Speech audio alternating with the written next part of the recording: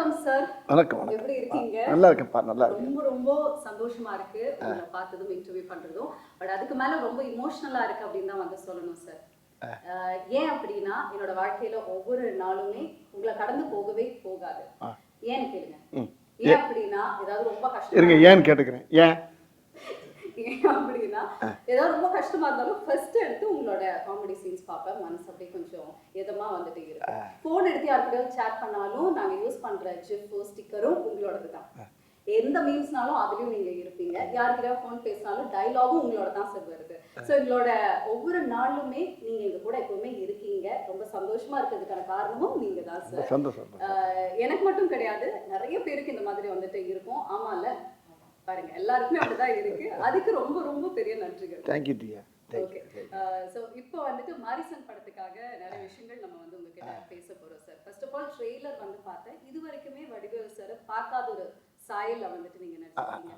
ரொம்ப சீரியஸான ரொம்ப இன்டென்ஸான ஒரு ரோல் வந்து பண்ணியிருக்கீங்க. இந்த படத்தை நீங்க சூஸ் பண்றதுக்கான காரணம் என்ன?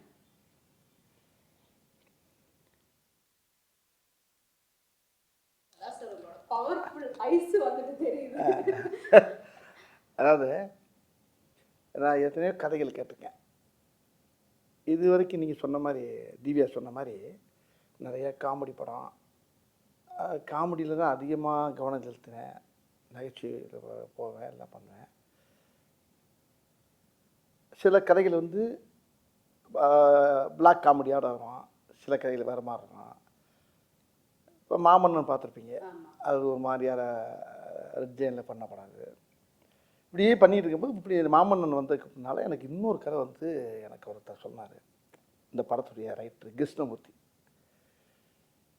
அவர் சொல்லும்போது ரொம்ப நேரம் புரியல எனக்கு. அவர் திரும்பி இன்னும் மறுபடியும் சொல்லுங்கள், இன்னொக்க சொல்லுங்கன்னா அந்த கதைக்குள்ளே என்னால் போகவே முடியல. திருப்பி இன்னும் அந்த சீனை சொல்லுங்கள், அடுத்து இன்னும் அந்த முதல்ல ஒரு சீன் சொல்லுங்கள், அப்படியே ஒவ்வொரு சீனை திரும்ப அவர்கிட்ட கேட்டு உள்வாங்குறேன். வாங்கினா அவர் எங்கிட்ட போகிறாரு, அப்படி போகிறாரு. இந்த சடை பண்ணும்ல பெண்களுக்கு, இப்போ அந்த 3 சடை பின்னால் போடுற மாதிரி பல சடை போடுற மாதிரி இந்த ஒரு படத்தை முனியாண்டி விலங்குல பல பக்கம் சடை போட்டிருப்போம்ல, அது மாதிரி பல பெண்டுகள் வருது இல்லை. ஆனால் கதை பார்த்தீங்கன்னா கேட்க அந்த கதையே வேறு மாதிரி இருக்குது. அது வித்தியாசமான கதையாக இருக்கேன். ரொம்ப நேரம் யோசனைட்டே இருக்கேன். அப்போ திரும்ப ஒரு 1 ஹவர் கேட்கக்கூடிய கதையை ஒரு 2 ஹவர் 3 ஹவர் அவர் கிருஷ்ணமூர்த்தி சார்கிட்ட கேட்குறேன். ரொம்ப வித்தியாசமாக இருக்கு, நல்லா இருக்காது சார், யார் பண்ணுறாரு அப்படின்னு கேட்டேன். சௌத்ரி சார் சூப்பர் கூட்டிலேருந்து பண்ணுறாங்க சார். அவருடைய கோபுருஷர் வந்து முகேஷ் சார் அப்படிலாம் சேர்ந்து எல்லாம் பண்ணுறாங்க. சரி அப்படிங்கும்போது அப்போ அந்த கதையை இந்த கதைக்கு நான் பேசிகிட்டு இருக்கும்போது வேறு இதில் யார் இன்னொரு ஆள் யார் அப்படின்னு கேட்குறப்ப அவர் இன்னும் சொல்ல மாட்டேங்கிறார். இல்லை சார் கொஞ்சம் 2-3 நாள் உங்களுக்கு அந்த சஸ்பென்ஸ் வந்துடும் அப்படின்னாரு. அது நான் என்னை சொல்லிட்டீங்க, இன்னொரு ஆர்டிஸ்ட் யாருங்கிறத சொல்லுங்கன்னா அப்புறம் ஃபுல்லாக கதையை கட்டினேன். கதை எனக்கு பிடிச்சி போச்சு. இப்போ 2 நாள் சேர்ந்து திருப்பி மீட் பண்ணுறாரு. மீட் பண்ணோன்னே இந்த கதை வந்து சார் இல்லை பகவத் சார் பண்ணுறாரு சார் அப்படின்னாரு. எனக்கு பயங்கர சந்தோஷமாயிடுச்சு. அவரும் இப்போ தான் நம்ம மாமன்னன் காம்பினேஷன் உங்களுக்கு அந்த காம்போ இருக்குல்ல உங்களுக்கு, அவரா சூப்பராக இருக்குமே. அந்த காம்பினேஷன் அவர் கூட பண்ணுறப்போ அந்த படம் எப்படி இருக்கிறது அவனுக்குள்ள நானும் கிருஷ்ணன் சார் ஓட்டி பார்த்தோம். ரொம்ப திருப்பி இன்னொரு மீட்டிங்கில் வர்றாரு. சார் இதில் வந்து டேரக்டர் என் ஃப்ரெண்டு அப்படின்னா அங்கே அருமையான அற்புதமான மனிதர் கிருஷ்ணமூர்த்தி மாதிரி அவர் ஒருத்தர், சுதீஷ் சங்கர். அவர் வந்து பார்த்தா அவர் பெரிய தெய்வ பக்தி. அந்த ஷூட்டிங்கில் எடுக்கும்போது திருவண்ணாமலைக்கு போனால் கேப்பில் போனால் திருவண்ணாமலை சுற்றிக்கிட்டே இருப்பார். ஆமாம், எங்கே ஆளை காணாமல் நம்ம யூரிங்கின்னு போகிறதுக்குள்ள அவர் மலையை சுற்றி இருந்துருவார். அந்த அளவுக்கு அவர் ஒரு பக்திமான ஒரு அருமையான டைரக்டர். அவரை பற்றி சொன்னோன்னா அவர் அந்த சைடில் அவர் டைரக்ட் பண்ணுற மாதிரி இவர் ஒன்லி ரைட்டர் மாதிரி அவர் பேசிக்கிட்டாங்க. சரி உங்களுக்குள்ளே அண்டர்ஸ்டாண்டிங் தான், எனக்கு ஒன்றும் பிரச்சனை இல்லை. பவுத் சார் வந்து சொன்னாராம் வடிவேல் சார் தான் நல்லா இருக்கும் அப்படின்னு சொன்னதாக நான் கேள்விப்பட்டாரு. நீங்கள் நான் தான் வந்து இன்டர்வியூ பண்ணேன் பகத் சார். சோ கண்டிப்பா இந்த கதை உங்களுக்கு தெரிஞ்சிருக்கும் அப்படின்னு நினைக்கிறேன். அவர் வந்து என்ன சொன்னாருன்னா, ஃபர்ஸ்ட் நாங்க டீமோட உட்கார்ந்து டிஸ்கஸ் பண்ணும்போது இந்த கதாபாத்திரத்துக்கு வடிவேல் சார் மாதிரி ஒருத்தர் இருந்தா கரெக்டா இருக்கும் அப்படின்னு சொன்னாங்க. அதுக்கப்புறம் வடிவேல் சாரே இருந்தா நல்லா இருக்கும் அப்படிங்கிற மாதிரி மாறி இருக்கு. அப்புறம் மலையாளத்துல பண்ண வேண்டிய படம் இது தமிழ்ல வடிவேல் சாருக்காகவே பண்ணணும் அப்படிங்கிற வந்து மாறி இருக்கு அப்படின்னு சொல்றாங்க. நீங்க இதை எப்படி பாக்குறீங்க? ஐயோ, பெரிய அவர் சொன்ன வார்த்தை எனக்கு வந்து மனசை ரொம்ப நெகிழ வைக்குது. என்னன்னா, எனக்கு எப்படி நீங்கள் எப்படி செய்யோ அது மாதிரி எனக்கு பெரிய லட்சம் கோடி மக்களில் எவ்வளோ பேர் ரசிக்கிறோ, அதில் அவர் எனக்கு பெரிய ரசிகர். அவர் எந்நேரம் பார்த்தாலும் அப்பா வந்து உங்களை பாடுறா வடிவேல் இப்படி பண்ணுறாரு பாடுறா அப்படின்னு சொல்லுவார். அப்பாவை நானும் எங்கள் ஃபேமிலியெல்லாம் பயங்கர ஃபேன் அவங்களுக்கு அப்படின்னாரு. அப்படியே சார் நான் சின்ன பிள்ளைலேருந்து 12வது படிக்கிலேருந்து உங்கள் பார்த்துக்கிட்டேங்க சார், நான் பயங்கர தீவிர ஃபேன் சார் நான் அப்படின்னு மாமன்னே என்கிட்ட ரொம்ப நேரம் சொல்லியிருந்தார். இப்போ இந்த படத்தில் ரொம்ப நெருக்கமாக உட்காந்து பேசக்கூடிய அளவுக்கு இந்த படத்தில் அவருக்கு கூட எனக்கு ஒரு வாய்ப்பு கிடைச்சது. அது அவர் கூட பண்ணுறப்ப மராக்கல் அறியேன். அப்புறம் ஹீரோ நான் வந்து அவர் தான் ஹீரோன்னு இன்னும் சொல்லிக்கிட்டு இருக்கேன். எனக்கு ஹீரோ அவர் தான். இல்ல இதுல இன்னொரு ட்விஸ்ட் இருக்கு. ஒரு கேள்வி அவர்கிட்ட வந்து நான் கேட்டேன், யார் சார் இந்த படத்துல ஹீரோ? ஏன்னா ரெண்டு பேருமே ட்ரெய்லரை பார்க்கும்போது ஈக்குவலா இருக்கு கேரக்டர். எனக்கு ஒரு கன்ஃபியூஷன், யார் சார் இதுல ஹீரோ, நீங்களா இல்ல வடிவேல் சார் அப்படின்னு கேட்கும்போது அவர் சொன்னாரு, இல்லவே இல்லைங்க 100% வடிவேல் சார் தான் ஹீரோ அப்படின்ட்டாரா? ஆமா. என்னன்னா வந்து ஃபஹத் சார் ஹீரோ அப்படின்னு சொல்றாங்க. அதாவது ஒரு கை இந்த கை ரெண்டு கை சேர்ந்த தட்டில் தானே சத்தம் கேட்கும். அது மாதிரி அவரு நான் சேர்ந்து இணைந்த கைகள் இந்த மாதிரி அவர் கூட நடித்தது எனக்கு பெரிய பாக்கியம் அப்படிதான் நான் நினைக்கிறேன். ஆனால் அவர் என்ன நினைக்கிறாரு, என்னைய பெருசாக சொல்கிறாரு. எப்படியோ இந்த படத்தில் அந்த கதை வந்து அருமையான கதை தான் அந்த படத்துடைய கண்கள். அது அந்த படத்துடைய டைரக்டரும் அந்த டீமே நல்ல டீம். அதெல்லாம் முக்கியமான ஆள் யாரான்னு கேட்டிங்கன்னா அப்போ நான், அவர் sir Bhagat sir, director Sudheesh Shankar அவர், கிருஷ்ணமூர்த்தி சார். அதில் இன்னொரு பெரிய விஷயம்னா நம்ம யுவன் சார். ஆமாம், அது நீங்கள் கேட்கறதுக்கு முன்னால் நான் சொல்லிட்டேனோ. ஆமாம், யுவன் சார் வந்து அந்த படத்தில் அப்படியே தள்ளி இருக்கார். அப்புறமா அவருடைய இசையெல்லாம் கேட்குறப்ப ரொம்ப அருமையாக இருக்குது. அதை விட இன்னொரு ஒரு பெரிய எல்லா டெக்னிக்ஸுமே சூப்பராக இல்லை. இந்த கேமராமேன் ஒரு ஆள் இருக்கார், கலைன்னு ஒரு பேர். உண்மையிலே கலை டைப் தான் கேமராமேன் கலை. அந்த படத்தை அவ்வளோ அழகாக அந்த படத்துக்குள்ளே போகிறப்ப ஒரு மலையாள சினிமாக்குள்ளே போய் நடிச்சு வந்த மாதிரியே இருக்குது எனக்கு. ஆனால் தமிழ் படம் தான். அவங்க என்ன தமிழ் வந்து எடுத்துட்டு மலையாளத்துக்கு போகுது. இப்போ அந்த கதையுடைய போக்கு அது எல்லாம் பார்த்தா நேச்சுரலாக இருக்குது. அந்த லொக்கேஷனுக்கு போனப்போ எல்லாம் நான் கேரளா போயிட்டு வர மாதிரியே இருக்கும். நம்ம ஊரில் தான் எடுக்கிறாங்க எல்லாம். லம்பா சமுத்திரம் அங்கிட்டு இங்கே போகிறாங்க, இங்கே திருவண்ணாமலை போகிறாங்க. போனால் ஒவ்வொரு லொக்கேஷன் பார்த்தீங்கன்னா இங்கே ஒரு 35 கிலோமீட்டர் 40 கிலோமீட்டர் மலைக்கு அடியில் அடிவாரம் யானை வர்ற ஏரியா அங்கிட்ட தான் போய் எடுக்கிறது. ஆனால் பார்த்தா அப்படியே அந்த கதைக்கும் அந்த கதையோடு சேர்ந்து பொருள் பார்த்துங்க அந்த லொக்கேஷன். அது அப்போ ஆர்டிஸ்ட் வேலை செய்யவே ஆசையாக இருக்கும். அப்படி ஒரு அழகான ஒரு படம், மக்களுக்கு ரொம்ப கண்டிப்பா ட்ரெய்லர்ல பாக்கும்போதே அவ்வளோ ஃப்ரெஷ்ஷா இருக்கு, அழகா இருக்கு. சீன்ஸும் ஃப்ரேம்ஸும் அதுல உங்க எல்லா பேருமே உள்ள ஆடியன்ஸே கதைக்குள்ள வந்துட்டா பண்ணா படத்தை வெளியே போக முடியும். இன்ட்ரோலுக்கு தான் உள்ள போக முடியும். அது வரைக்கும் கதைக்குள்ளேயே வந்துடுவாங்க எல்லாரும். அப்படி அந்த கதை அந்த ஈர்ப்பு அது எனக்கே ஒரு பெரிய வாழ்க்கையில் கிடைச்ச ஒரு புது அனுபவமாக இருக்கு எனக்கு. Super sir. சரி, இந்த கதை இந்த வடிவில் நான் பார்த்தது இல்லை. ஆமாவா? நான் ஃபஸ்ட்டு வந்தோன்னே எனக்கு இந்த கதையை கட்டு சரி என்ன இது காஸ்டியூம் சார் அப்படின்னேன். அப்போ கிருஷ்ணமூர்த்தி சார் தான் வந்தார், ரைட்ரு. வந்து ஒரு சில்லு எடுத்தார். ஒரு ஃபேன் செட்டு போட்டு இன் பண்ணி நிற்கிறேன். இந்த இதுதான் ஒரு சில்லு போட்டு நிற்கிறேன். எனக்கு இந்த ஒரு சில்லு போதும் சார் அப்படின்னாரு. என்ன சார் நிறையா எடுப்பாங்களேண்ணா? ஒன்று இதான் சார். ஓகே சார் அப்படின்ட்டாரு. இல்லை இன்னும் 10-20 எடுங்க, வேறு மாதிரி எடுப்பா. என் மைண்டு மாறிடுச்சு சார், இதுதான் அப்படின்னாரு. இப்போ இந்த கெட்டப்பில் என்ன பார்க்குறாரு. அப்போ நான் என்ன பார்க்குறேன், மாமன்னனுக்கு இதுக்கு ரொம்ப சேஞ்சு கிடைக்கல உங்களுக்கு. அது ஃபுல்லாக வெயிட் ஷர்ட்டோடு வருது.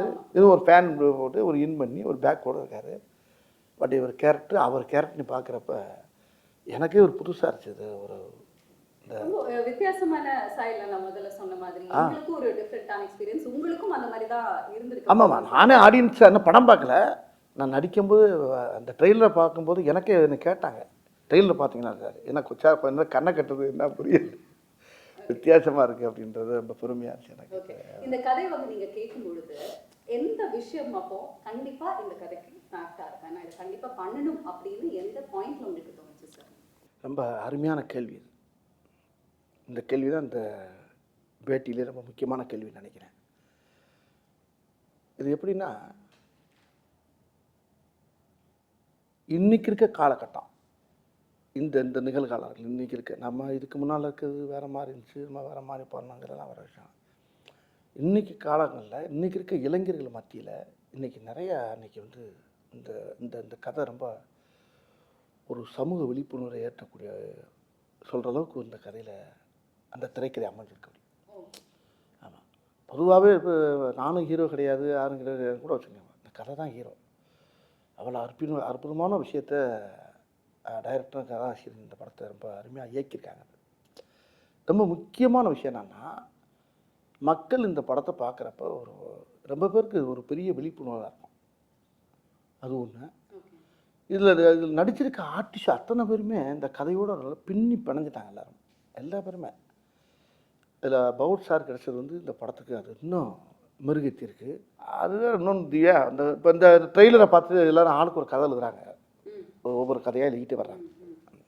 இப்போ அந்த கதையில் 4-5 கதை எங்களுக்கு கிடச்சிருக்கு. அதே டைரக்டர் ஆட்டையை போட்டு பண்ணலாம்னு இருக்காரு. ஆமாம்,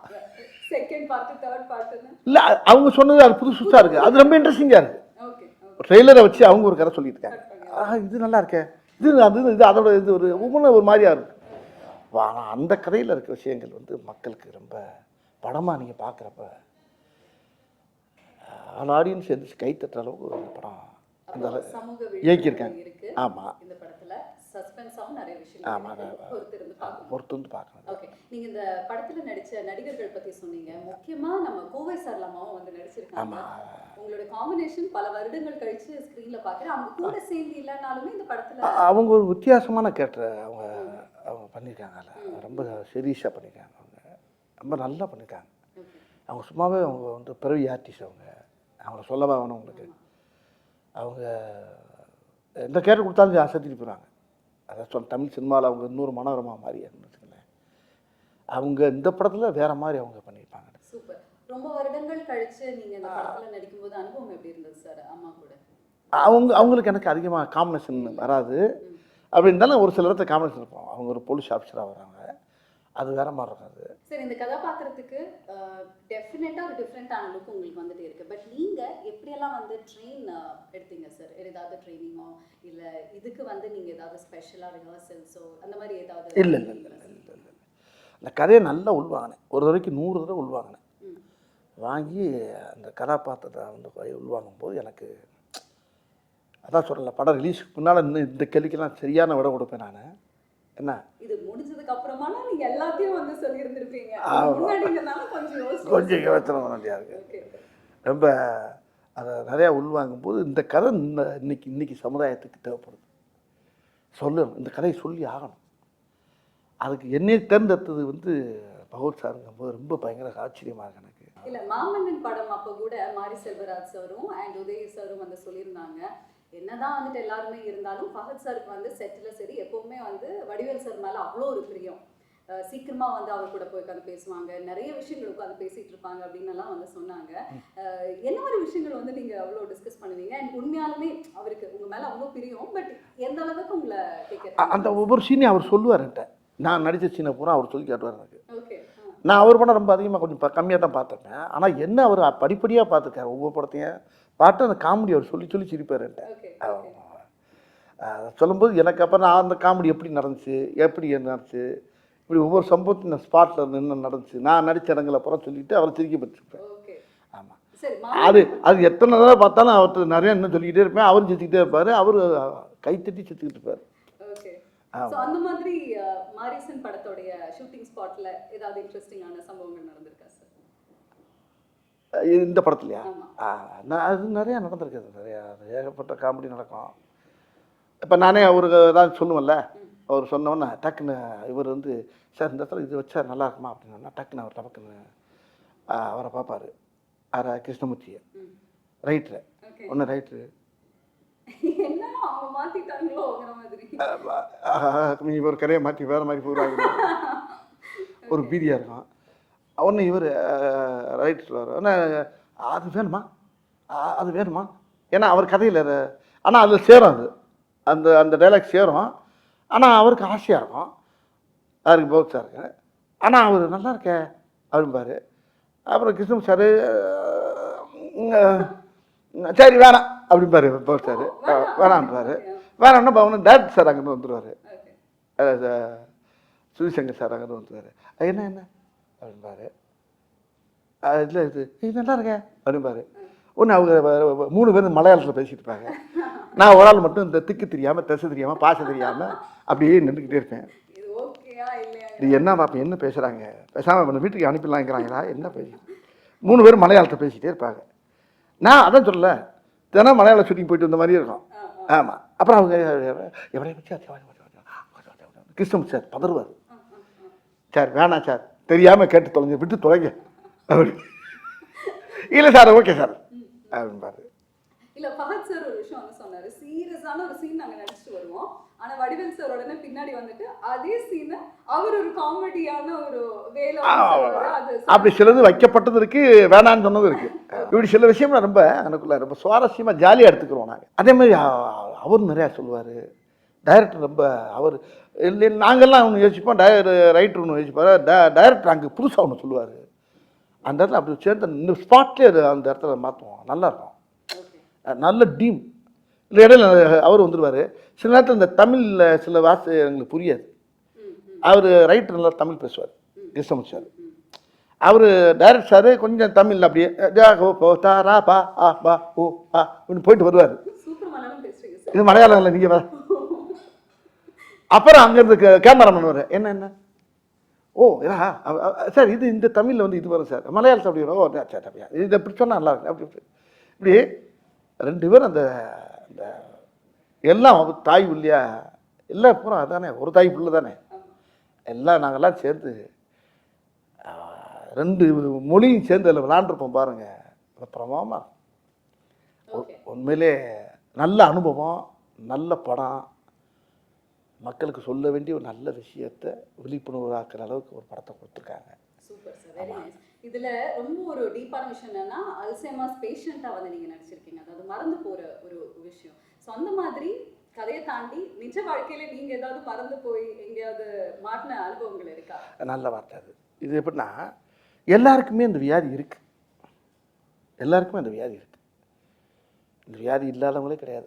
ரொம்ப பேரும் இது ரைட்டு வந்து என்கிட்ட சொன்னபோது கிருஷ்ணன் சார் சொன்னாருங்க. இப்போ பொதுவாகவே பாருங்கள், நம்ம வீட்டில் நம்ம இல்லை நம்ம அம்மாவாக இருக்கணும், ஒய்ஃபாக இருக்கணும், யாரும் அந்த கார் போயிட்டு இருக்கணும் 50 கிலோமீட்டருக்கு அங்கிட்டு, ஐயோ வீட்டில் அதை மறந்து வந்துட்டு, ஐயோ ஐயோ வண்டியை தூக்குங்க, இதை வச்சுட்டு பேக்கை வச்சுட்டு வலையில் வச்சுட்டு அப்படி ஒரே ஒன்று பார்த்தா அவன் டிரைவர் என்ன செய்யாது அவன் ஓட்டிக்கிட்டு இங்கே ஃபேமிலி கத்துற பாட்டு ஒரே ஏதோ ஒரு பேக்கை வச்சுட்டு வந்தாலாம், அவன் ஓரமாக வண்டியை நிப்பாட்டிட்டான்.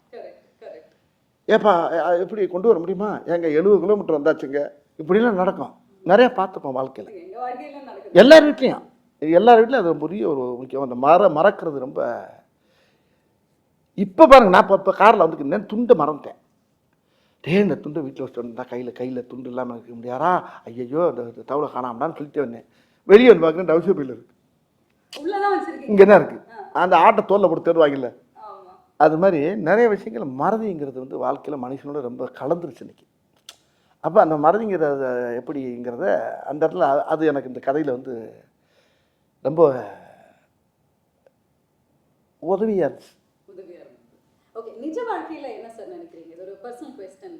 மறந்து போகிறது வந்துட்டு அது ஒரு பாசிட்டிவான விஷயமா இல்லை அது ஒரு நெகட்டிவ் அப்படின்னு நினைக்கிறீங்களா? ஏன்னா நிறைய சம்பவங்கள் நம்ம மறந்தா போதும் அப்படின்னு வந்து தோணும், அதனால நிறைய நெகட்டிவும் இருக்கு. பட் நீங்க எப்படி சார் இதை பார்க்க? ஆமாம், அது மறதிங்கிறது வந்து பெரிய ஆபத்தான விஷயம் இல்லை. மறதிங்கிறது எவ்வளோ பெரிய விஷயம். டைரக்டர் என்ன சொன்னார், முதல்ல நேரத்தை மறக்கிறது, அப்புறம் இடத்த மறக்கிறது, அப்புறம் தன்னை மறக்கிறது. தன்னை மறந்தாச்சுன்னா உயிரோடு இருந்து பிரயோஜனம் இல்லை. அப்படி ஒரு வியாதி எனக்கு இந்த படத்தில். அதுக்கப்புறம் கதையான எனக்கு அப்படி ஒரு வியாதி எனக்கு அந்த படத்தில் இருக்குது. அதைத்தான் நானும் படத்தை பார்க்கணும்னு ஆசையாக இருக்கேன். இன்னும் பார்க்கல, நான் ட்ரெய்லர் பார்த்துட்டு தான் இருக்கேன். போய் பார்த்தோம். ஏன்னா இந்த ட்ரெய்லர் பார்த்ததுக்கு அப்புறமாவே ரொம்ப ஆசையே இருக்கு, எப்படி கதை போகும் இவங்க ரெண்டு பேரும் காம்பினேஷன். ஆக்சுவலி இவங்க ரெண்டு பேருக்குள்ள என்ன காம்பினேஷன்ல வந்து டிராவல் பண்ணி, ஏன்னா அவர் திருட அப்படிங்கிறது வந்து தெரிஞ்சிச்சு ட்ரெயிலே, நீங்க ஒரு பேஷண்ட், பட் இவங்களுக்குள்ள இருக்கக்கூடிய அந்த ஒரு உறவு என்ன, எப்படி போகுது, எப்படி முடிய போகுது அப்படின்னு தெரிஞ்சுக்கிறதுக்கு எங்களுக்கு ரொம்ப ரொம்ப ஆவலா தான் இருக்கு. நீங்க வந்து சொன்னீங்க லொகேஷன்ஸ் எல்லாம் அவ்வளோ அருமையா இருக்கு, சூப்பரா இருந்ததுன்னு. முழுக்க முழுக்க ஒரு ரோட் ட்ரிப் கதை மாதிரி வந்துட்டு ஃபீல் ஆகுது, அந்த மாதிரியா சார்? நீங்கள் அப்படி பேசிட்டே கதையை பூரா கேட்குறீங்களா இப்போ? ஆமாம், படம் பாருங்க, படத்தை பார்த்துட்டு அடுத்து இன்னொரு பேட்டியில் வெட்டி விழாவில் இருக்குல்ல. இப்போ இன்னொரு விஷயம் என்னன்னா, இப்போ சௌத்ரி சார் எனக்கு பேசினார், இப்போ உங்களை பேசுறதுக்கு முன்னால் என்கிட்ட பேசினார். இந்த படத்துடைய producer super good Chowdary sir பேசினார். வடிவேல் படத்தை பார்த்தேன், பயங்கர சந்தோஷமாக இருக்கேன் நான். ஆனால் என்ன சௌத்ரி சார் என்ன, ஆமாம் வடிவேல் 98வது படம் அது, எனக்கு ரொம்ப ரொம்ப ரொம்ப ரொம்ப ஹாப்பியாக இருக்கேன் ஐயா நான். ஆமாம், நல்லா பண்ணியிருக்கேன், பகுத்து நல்லா எல்லாமே நல்லா பண்ணியிருக்கீங்க. நான் சொன்னேன், தமிழ் சினிமாவுடைய ஜாம்பவானே நீங்கள் தான். ஒரு கதையை செலக்ட் பண்ணால் சாமானியமாக செலக்ட் பண்ணி அதை வந்து ஓகே சொல்ல மாட்டீங்க. அப்படியே ஓகே சொன்னாலும் ஒரு ஆளை கூப்பிட்டு பாராட்டுறது ரொம்ப ரேர் எனக்கு தெரிய. ஆமையா, உனக்கு தெரியுமில்ல என்னை பற்றி, நான் உன்னை கூப்பிட்டு பாராட்டுறேன்னா எனக்கு அவ்வளோ உன்னை பாராட்டுன்னு 2 நாளாக உன் நம்பரை கேட்டு நான் பேசி தேடி ஒரு கேட்டுக்கிட்டேன். அதனால உன்னே பிடிக்க முடியல, நீ கொஞ்சம் பிஸியாக இருந்த ஒரு அப்படின்னாரு. அப்போ நான் அந்த பிரபுதேவா படத்தில் டிஸ்கஷனில் நானும் போய் கொஞ்சம் கலந்து போய்கிட்டு இருக்கேன். இப்போ அவர் நானும் பண்ணுறோம் ஒரு படம். ஆமாம் ஆமாண்ணே, ஆமாம் ரொம்ப நல்லா இருக்கு அப்படியில. அது பெருவாயால் சொல்கிறது வந்து பெரிய தேசிய அவார்டு கிடைச்ச மாதிரி எனக்கு. அந்த படத்தை அவர் பாராட்டினது தான் எனக்கு வந்து பெரிய வெற்றி இந்த படத்தை. சரி, இந்த படத்துல இருந்து மக்கள் வீட்டுக்கு போகும் பொழுது என்ன மாதிரி ஒரு எக்ஸ்பீரியன்ஸ் இருக்கும்னு நினைக்கிறீங்க? அதனால் முழுமையாக ஏற்றுக்குறாங்க அந்த படத்தை, ரொம்ப படத்தை ரொம்ப ரசிப்பாங்க. இது இந்த அதான் சொன்னல, இந்த படம் வந்து முக்கியமாக அன்றைக்கி வந்து ஜனங்கள் மத்தியில் அது வந்து ரொம்ப பெரிய உஷாரம் உண்டாக்கும். ஜனங்கள் மத்தியில் ஒரு விழிப்புணர்வு வரும், பெரிய உஷாரம் உண்டாக்கும், பெரிய ஒரு மாதிரியான ஒரு படம் அது. காத்திருப்போம். அண்ட் உங்களுக்கு மாரிசன் படம் எந்த அளவுக்கு ஸ்பெஷல்? மாரிசன்ற டைட்டில் எனக்கு ரொம்ப வித்தியாசமாக இருந்துச்சு. டைட்டில் என்ன வச்சுருங்கன்றப்ப அப்போ டைரக்டர் இவரும் சேர்ந்து சொன்னாங்க மாரிசன். மாரிசன்கிறது மீனிங் என்னன்னு கேட்டேன் நான். அதுக்கு மீனிங் சொன்னார். அதுவும் அந்த ராமாயணத்தில் வந்து அந்த சீதையை கடத்தும் போது மானா மாறி உள்ளே போகும்ல, அந்த கேரக்டர், அது பேர் தான் மாரிசன்னார். இதெல்லாம் எனக்கு தெரியாது, நான் ராமாயணம்லாம் படிக்கலாமா. அவர் சொன்னார் அந்த அந்த அந்த டைட்டிலுக்கு இந்த கதைக்கு என்னங்க போனால் இந்த டைட்டிலை வச்சு கதை கேட்டேன் நான். அப்போ நீ கேட்ட கேள்வி என்ன அதானே கேட்டீங்க? இப்போ நீங்கள் கேட்டது இந்த அதான் அந்த டைட்டிலுக்கு ஏற்ற இந்த கதை வந்து ரொம்ப ஆப்டாக இருந்துச்சு. அந்த கதை அது ரொம்ப என்னை ரொம்ப பாதிச்சிருக்கு இந்த படம். எனக்கு ரொம்ப பிடிச்ச கதை. ரொம்ப என் வாழ்க்கையிலே இது பெரிய வரலாறு மாதிரி இருக்குன்னு நினச்சிங்களேன். எனக்கு இது பெரிய ஒரு பெரிய மைல்கல். இது எத்தனையோ படம் பண்ணிக்கேன், வரிசையாக பண்ணிக்கிட்டே வந்திருக்கேன். ஒவ்வொரு படத்தில் புலிகேஷ் பண்ணியிருக்கேன், அது ஒரு பெரிய படம். மாமன்னுக்கு அப்புறம் நீங்கள் ஜம்ப் பண்ணி வந்த மாரிசன். இப்போ என்ன கேட்டினா ஒவ்வொரு படமும் இப்போ எனக்கு எல்லாமே கலந்து வருது. இப்போ ஒரு கேரக்டர் ரோல் வருது. நல்ல இப்போ சுந்தர்ஜி படம் பண்ணோம்ல யங்கர்ஸு, அது ஒரு நல்ல காமெடி படம். அது இப்படி ஒன்றும் மாறி ஒரு கதையை பூரா செலக்ட் பண்ணி தான் பண்ணிட்டு வரேன் நான். அந்த செலக்ஷனில் இந்த கதை வந்து எனக்கு கிடைச்ச பெரிய பாக்கியம்னு நினைக்கிறேன். கண்டிப்பாக சார். ஏன்னா இப்படி ஒரு கதாபாத்திரத்துல உங்களை பார்த்தது கிடையாது. அது அவர் கூட அது அவங்க காம்பினேஷன். ஆமாம், அவர் காம்பினேஷனில் கிடைச்சது வந்து இன்னும் எனக்கு ரொம்ப சந்தோஷமாக இருக்குது. நீங்க ரெண்டு பேருமே அதுவும் சௌத்ரி சாருடைய தயாரிப்பில் அது நம்மளுக்கு கிடைச்சது. அந்த டீம் அவரும் பெரிய ரொம்ப சூப்பரான காம்பினேஷன் சார். ஏன்னா சுதீஷ் சார் டைரக்ஷன்ல, கிருஷ்ணமூர்த்தி சாரோட ரைட்டிங்ல, அண்ட் ஃபஹத் ஃபாசில் சார் கூட நீங்க இணைந்து நடிச்சிருக்க இந்த காம்பினேஷன் பார்க்கறதுக்கு ரொம்பவே ஆவலோட வெயிட் பண்ணிட்டு இருக்கோம். ஸோ படத்தை பார்த்ததுக்கு அப்புறமா இன்னும் நிறைய விஷயங்கள் உங்ககிட்ட வந்து பேசலாம். நன்றி, தேங்க்யூ வெரி மச் சார்.